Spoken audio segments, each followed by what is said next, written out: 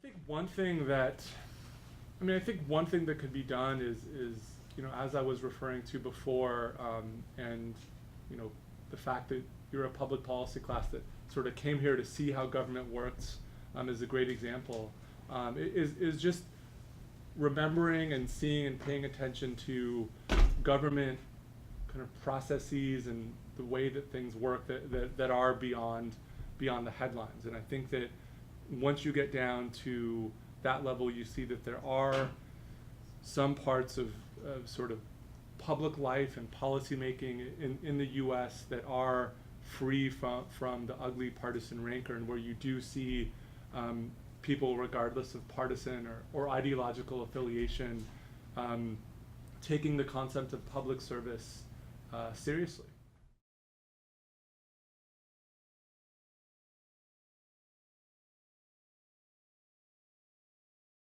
I would say I've become, maybe my level of cynicism has, I know that's not quite the question, but I would say has actually probably decreased a bit. There are still times and issues when the Hill and the executive branch, again, regardless of, don't want to be a broken record, but regardless of policy, do come together to, think about it and work on areas of public interest. So, and, as I said, at the State Department, I see that too on a range of, foreign policy issues. So, yeah, and there are, inside the Beltway, both in government jobs, and I should say I did work while I was in grad school briefly on the Hill. So I met people there, and I would say in the executive branch and in the legislative branch and in the nonprofit sector that there's a lot of impressive individuals who, to be frank, could be making more money elsewhere, and who are here, and so that is I know that's an idealistic sounding thing, but it does still exist, and I just hope that this generation and maybe some people in this classroom and others will join that tradition. People taking part in how their democracy runs is still a noble and attractive endeavor, I'd say.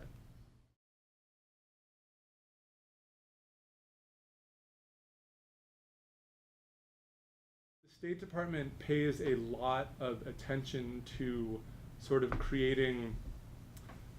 processes, and even on the very nitty-gritty level of when you hit send on an email, you immediately have to designate if it is sensitive or fully unclassified or whatnot. So I think there's a lot of processes built in to make sure that that we're keeping not necessarily classified but sensitive things that should be sensitive. And it's not always easy, because there's other parts of the State Department bureaucracy that have different incentives, such as, I don't want this negotiation to get screwed up, so let's keep everything close hold. So you have to hash that out. But I think and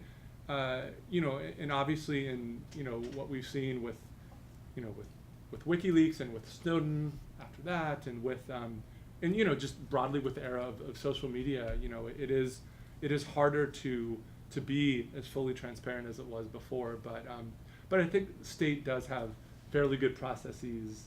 despite a few notable exceptions of leakage, as we call it,